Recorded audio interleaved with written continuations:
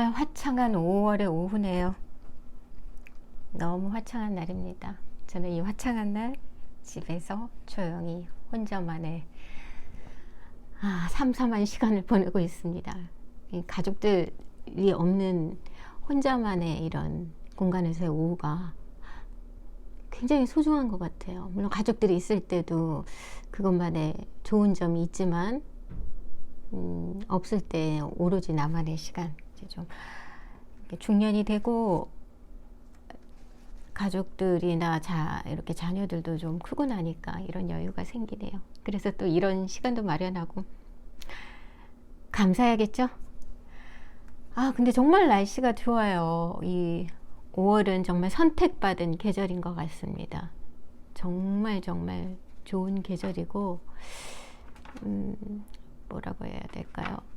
사랑하기에 딱 좋은 계절이라고 해야 되나? 뭔가 사랑하고픈 막 에너지가 좀 샘솟는 그런 계절이잖아요. 사랑이라. 사랑. 몇 년 전에 제가 공연 준비하면서 그때 연출을 담당했던 제 방송 동기 동생이 이렇게 묻더라고요. 언니, 사랑은 왜 이렇게 복잡하고 어려운 걸까? 그땐 뭐 하긴 좀 그 소재나 주제도 사랑에 관한 거였지만, 그래서 제가 가만히 듣다가 그랬어요. 외로우니까. 그러니까 그 친구가 아주 호탕하게 웃으면서 그래, 그 말 하나로 그냥 다 정리된다 이러더라고요. 네, 그래요. 그렇게 외롭기 때문에 사랑도 하고 싶은 거고, 또 그 사랑에 도망갈까봐 전전긍긍하게 되고, 그래서 다시는 안 하리라 하면서도 그래도 그 아주 짧은 순간만이라도 어떤 그런 사랑이 주는 설렘과 에너지, 그리고 혼자가 아니라는 어떤 그런 착각, 그런 희열을 조금이라도 순간이라도 느끼고 싶어서, 일종의 뭐 좋게 말하면 생명수고 나쁘게 말하면 마약이라고 해야 되나요? 그런 것 때문에 기대를 하게 되죠. 근데 또 막상 사랑이 다가오면 걱정을 합니다. 이게 또 도망갈까, 노심초사하고 두려움이 있고. 자, 왜 사람은 사랑을 갈망할까요? 그냥 외로움 때문인 건지. 자, 그 사랑에 대한 얘기. 그래서 오늘은 기드 모파상의 사랑의 단편 중에 하나를 낭독해 드리려고 해요. 간단히 기드 모파상을 소개해 드리자고 하면 1840년대에 태어나신 걸로 알고 있어요. 그분이 아주 정말 수많은 어마무시한 방대한 양의 단편을 쓰셨는데 여러 가지 삶의 이야기들이 있죠. 그래서 아주 유수의 그러한 우문학계의 상을 휩쓸기도 하셨는데, 공교롭게도 본인 자신은 그 단편들은 장편을 위한 습작이었다 이렇게 얘기하셨다고 합니다. 아이러니하게도 물론 장편도 유명한 게 있지만 이 단편들이 상당히 유명하죠. 간결하면서도 뭔가 관찰적이고 객관적인 듯한 그런 표현, 그러면서 열려있고 어떤 독자들이 생각할 수 있게 만드는 굉장히 좀 적당히 거리를 두면서도 한번 뭔가 자꾸 빠져든다기보다는 생각을 하게끔 만드는 그런, 그리고 일상의 소소함과 뭐 사랑부터 해서 삶에 대한 여러 가지 이야기들을 아이러니한 부분도 건드려주면서 참 훌륭한 작품들이 많죠. 제가 보기에 이제 독일 문학 중에 에어첼룽이라는 장르가 있거든요. 그 에어첼룽이라는 장르가 쉽게 말하자면 단편 소설의 한 장르라고도 할 수 있어요. 근데 독일 문학에서 보통 단편 소설과는 조금 다른 장르로 자기들이 이렇게 규정 지은 장르인데 훨씬 더 짧을 수도 있고, 그리고 좀 더 정적이면서 훨씬 더 객관적인 묘사, 거리두기의 묘사를 많이 하고 있습니다. 약간 독일이 그런 느낌이 있는 것 같아요. 브레이트라는 희극 작가도 그랬고, 그 낯설음으로 인해서 다시 한번 생각하게끔 하는 거, 그런 거에 뭔가 좀 적화되어 있는 그 나라만의 분위기가 있나 싶기도 해요. 그러니까 제가 느끼기에는 이 모파상의 단편들이 어떤 면에서인지 정확하게 말할 수는 없지만, 제가 전문가가 아니라 그 독일 문학의 에어첼룬과 조금 뭔가 닮아 있는 게 아닌가, 제 생각에는 그런 생각이 듭니다. 자, 그래서 이번에는 그 5월인 만큼 그 사랑이 충만하고 사랑하고 싶은 계절인 만큼 사랑에 대한 단편 중에 아주 짧은 이야기, 달빛이라는 네, 그 달빛이라는 아주 짧은 이야기, 사랑에 관한 이야기를 기드 모파상의 소설 낭독해 드리겠습니다. 달빛. 왜 달빛이라고 했을까? 느낌상 그렇지 않아요? 그렇게 햇빛보다는 뭔가 굉장히 개인적이죠. 개인적이고 뭔가 깊고 내면적이고 그런 느낌이 많은데, 한번 이 짧으니까 전체를 한번 읽어드리겠습니다. 여러분에게 달빛은 무엇입니까? 자, 달빛.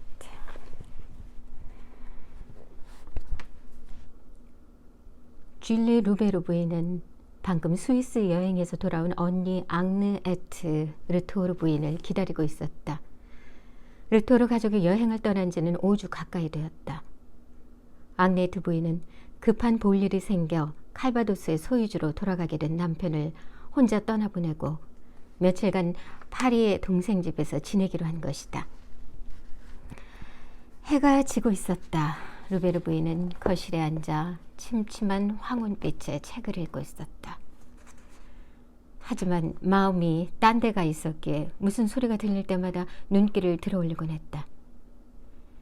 이윽고 초인종 소리가 나더니 여행용 외투를 감싼 언니의 모습이 나타났다. 자매는 이렇다 저렇다 인사말을 나눌 겨를도 없이 다정하게 껴안았다. 그러고는 포옹을 풀었다가 이내 다시 껴안기를 몇 번이고 반복했다. 그런 후에야 둘은 서로의 건강과 가족들의 안부, 그 외 수많은 일들에 대해 물었으며 앙네트 부인이 모자와 베일을 벗는 중에도 쉬지 않고 잡담을 늘어놓았다. 날이 어두워졌다. 루베르 부인은 배를 눌러 램프를 가져오게 했다.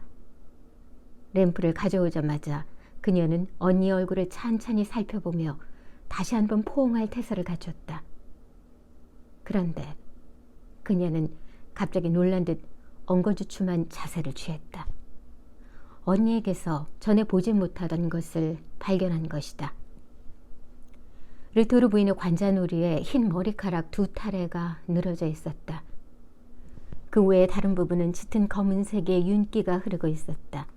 오직 양쪽 관자놀이에만 마치 두 줄기 은빛 개울 같은 것이 흘러내려 그것들을 둘러싸고 있는 검은 머리숲으로 사라지고 있었던 것이다.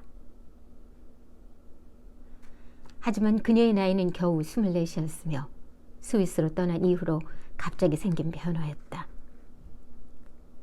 놀란 루베르 부인은 꼼짝 않고 언니를 바라보았다. 이어서 눈물이 솟았다. 뭔가 야릇하고 무시무시한 불행이 언니에게 닥친 것 같았던 것이다. 그녀가 물었다. 언니, 무슨 일이 있었어? 슬픈 얼굴에 상심한 듯한 미소를 지으며 앙네트가 대답했다. 아니야. 아무 일도 아니야. 걱정하지 마. 내 흰 머리카락 때문에 그러는 거지? 하지만 루베르 부인은 언니의 어깨를 세차게 부여잡고 뚫어져라 두 눈을 바라보면서 되물었다. 언니, 대체 무슨 일이야? 무슨 일인지 말해봐. 언니가 거짓말을 해도 난 금세 알아낼 수 있어. 둘은 잠시 얼굴을 마주보고 서 있었다. 마치 금세라도 쓰러질 것 같은 앙리에트 부인의 눈가에 눈물이 맺혔다. 언니, 무슨 일이 있는 거지? 대체 무슨 일이야? 대답해봐. 그러자 체념한 목소리로 언니가 속삭이듯 말했다. 나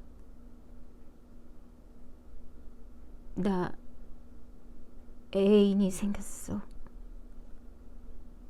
그녀는 동생의 어깨에 이마를 묻고 흐느꼈다.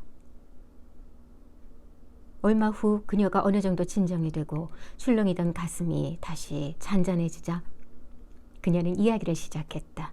마치 스스로 비밀을 밖으로 몰아내고 자신의 슬픔을 마음이 통하는 사람의 가슴 속에 털어내려는 것 같았다. 두 여인은 서로 손을 꼭 잡은 채 방 한 구석 어두운 곳에 놓여있는 소파로 가서 동생은 언니의 목을 팔로 두른 채 언니를 가슴에 꼭 껴안고 언니의 이야기에 귀를 기울였다. 자, 그 다음부터는 이 언니의 독백이라고 할 수 있는 언니가 이야기를 푸는 부분입니다.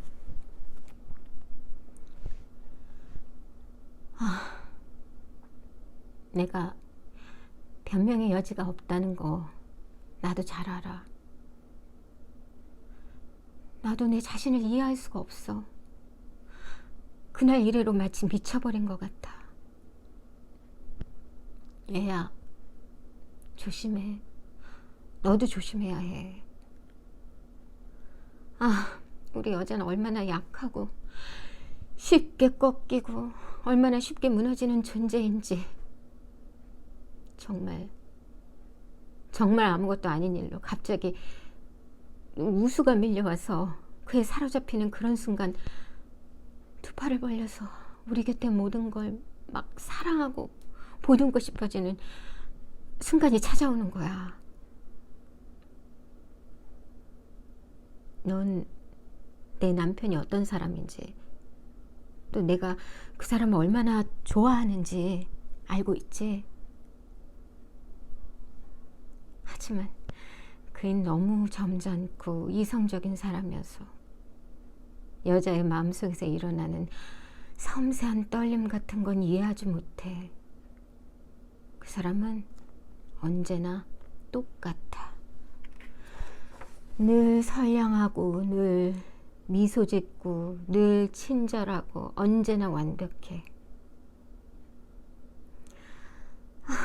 난 그가 날 거세게 두 팔로 안아주기를, 내가 부드럽고 달콤한 키스를 해주기를, 그리하여 말없는 신뢰 속에서 두 사람이 하나가 되기를 얼마나 원했는지 몰라. 그가 어리석은 사람, 심지어 약한 사람이 되어 나를, 내 애물을, 내 눈물을 필요로 하기를 얼마나 간절히 바랐는지 몰라. 정말 바보 같은 소리지. 하지만 우리 여자들은 그렇게 생겨먹었어. 그러니 어떻게 하겠니? 하지만 그 일을 배신하겠다는 생각은 단 한순간도 해본 적이 없었어. 그런데 그런 일이 벌어진 거야. 사랑도 그 어떤 이유도 없이 말이야. 단지 리셀은 호수를 비추고 있는 달빛 때문에.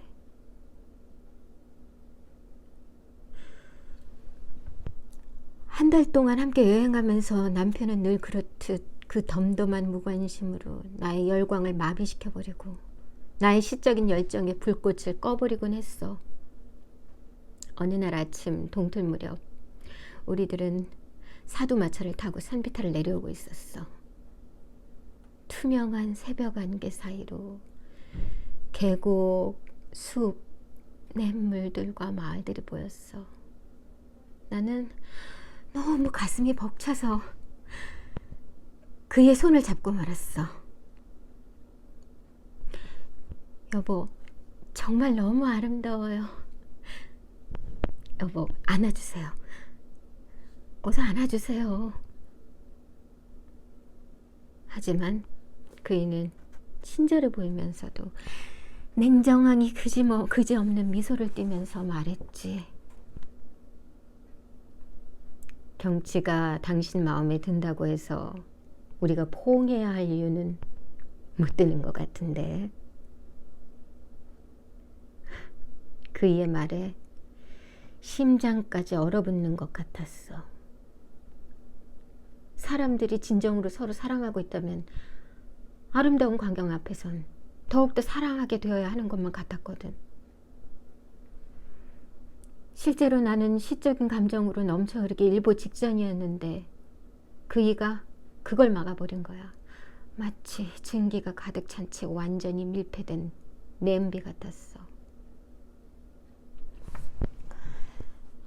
우리는 풀리랑 호텔에 나올지 묻고 있었는데 어느 날 저녁에 로베르가 머리가 아프다면서 식사를 마치자마자 잠자리에 들었고 나는 혼자 호숫가를 산책했어. 마치 동화 속에 나오는 것 같은 밤이었어. 둥근 달이 하늘 한가운데 떠 있었어. 머리에 눈을 덮어쓰고 있는 높은 산들은 마치 은으로 만든 관을 쓰고 있는 것 같았어. 호수는 잔물결을 일으키며 달빛에 반짝이고 있었어. 대기는 정말 부드러웠어. 온몸이 나른해져서 기절 상태에 빠뜨릴 것 같은 아무런 이유도 없이 우리를 깊이 감동시키는 그런 부드러움이었어. 그 순간 우리 영혼은 그 얼마나 예민해지고 얼마나 가냘프게 떨리는 것인지, 얼마나 빠르게 설레며 깊은 감동에 적게 되는 것인지. 나는 풀밭에 앉아 그 광활하고 우수에 찬 그토록 환상적인 호수를 바라보고 있었어. 그때 내게 야릇한 감정이 출렁거렸어. 사랑에 대한 열렬한 갈망, 서글플 정도로 따분하기만 한 내 삶에 대한 반감에 사로잡힌 거야. 그래, 사랑하는 남자가 팔짱을 끼고 이렇게 달빛에 비치는 호숫가를 영영 걸을 수 없는 운명이란 말인가? 하느님께서 연인들을 위해서 마련해 주시는 것과 같은 그런 밤에 그들이 나누고 깊은 감미로운 입맞춤, 넋을 잃게 만드는 그 입맞춤을 내 입술에 이제 영영 맛볼 수 없단 말인가. 한여름밤 달빛 그늘 안에서 불타오르는 뜨거운 사랑을 영영 느낄 수 없단 말인가. 나는 마치 미친 여자처럼 물음을 터뜨렸어. 순간 뒤에서 인기척이 났어. 어떤 남자가 날 바라보며 서 있었어. 내가 고개를 돌리자 그가 날 알아보고 다가오며 말했어. 부인, 울고 계십니까? 그는 어머니와 함께 여행 중인 변호사였고 우리와 몇 번 마주친 적이 있었어. 이따금 나를 뒤따르는 눈길을 느끼곤 하던 사람이었거든. 난 너무 당황해서 뭐라고 대답해야 할지 알 수 없었고 아무 생각도 떠오르지 않았어. 나는 벌떡 일어나서 몸이 좀 불편할 뿐이라고 대답했어. 그가 아주 자연스럽게 공손한 태도로 나와 나란히 걷기 시작했어. 그는 여행에 대해 이야기하기 시작했지. 마치 내가 여행하는 동안 본 것들에 대해 그대로 이야기하는 것 같았어. 내가 느낀 모든 것들을 말로 옮긴 것 같았어. 내가 전율을 느끼게 해주었던 것을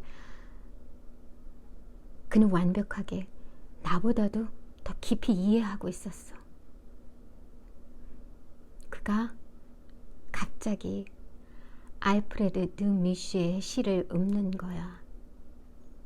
나는 형언할 수 없는 감동에 사로잡혀 숨조차 쉴 수 없었어. 산들이, 호수가, 달빛이,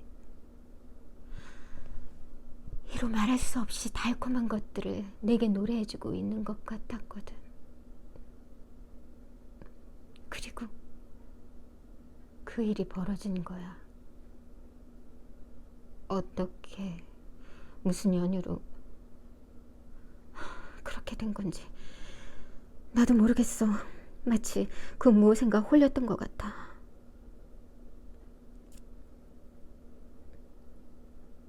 이후 난 그가 그곳을 떠나는 날 아침에야 그를 볼 수 있었어.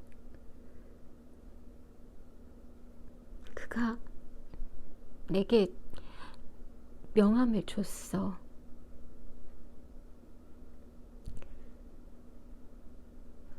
말을 마친 르토르보이는 동생의 품에 쓰러지면서 마치 비명에 가까운 신음소리를 냈다.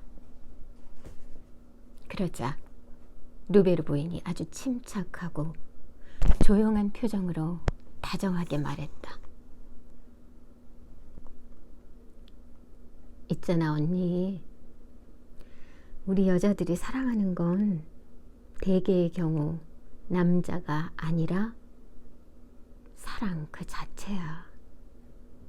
그리고 그날 언니가 사랑한 건 달빛이었어.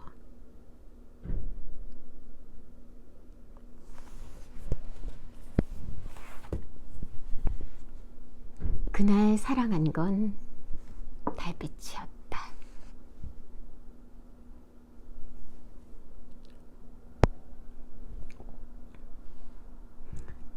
사랑이란 감정이 먼저 애초에 있는 것일까? 아니면 대상으로 인해서 사랑이란 감정이 생기는 것일까? 대상이 없다면 사랑도 없는 것일까?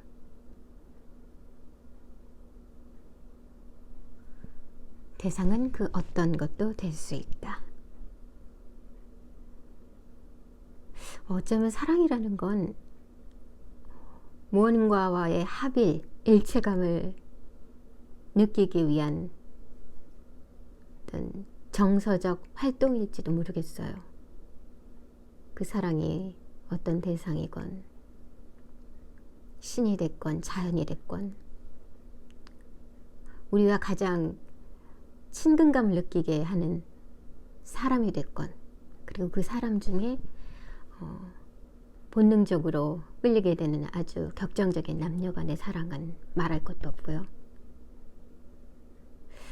그게 착각이라도 사랑은 꼭 필요한 거겠죠? 자, 아주 짧은 이야기였습니다. 다음번에도 사랑에 대한 이야기를 하나 더 읽을까 생각 중이에요. 뭐 읽어가면서 조금 틀리는 부분도 있지만 저는 굳이 그 부분에 신경 쓰지 않으려고요. 그냥 여러분과 함께 책을 읽어간다는 느낌으로, 그냥 저도 한 번씩 읽어간다는 느낌으로, 저도 힐링을 한다는 느낌으로 그렇게 한 번씩 올리려고 합니다.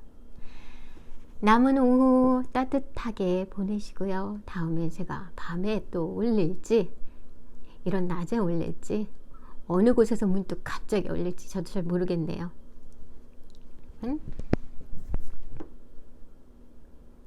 행복한 오후 되시고요.